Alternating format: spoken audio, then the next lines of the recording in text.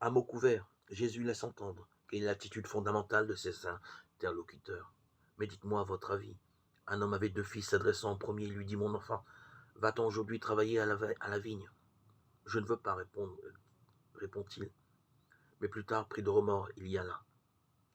S'adressant au second, il lui dit la même chose. L'autre répondit: Entendu, Seigneur, et il n'y alla point. Lequel des deux a fait la volonté du Père? Le premier, répondirent-ils.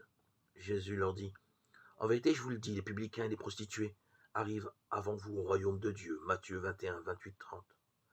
Travailler à la vigne, faire la volonté du Père. Comment ne pas reconnaître la transparence de l'allusion? Il s'agit bien de la construction du royaume et du dévoilement de la miséricorde de Dieu.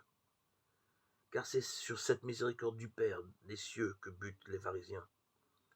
C'est au mystère de sa vie à lui, Jésus, accueillant publicains et prostituées, qu'ils achoppent. Aussi le Christ évoque-t-il la parabole des vignerons, révoltés et homicides, Matthieu 21, 33, 43.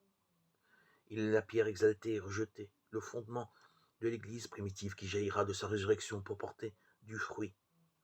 Le temple eschatologique que Jésus doit édifier, mais n'est-ce pas cette vigne à laquelle travaille le Père depuis toujours et dans laquelle il a envoyé une multitude de prophètes avant d'envoyer son propre Fils? Elle implique le rejet de tous ceux qui n'ont pas accepté l'héritier. Aussi, je vous le dis, le royaume de Dieu vous sera retiré pour être confié à un peuple qui lui fera produire ses fruits. Matthieu 21, 43.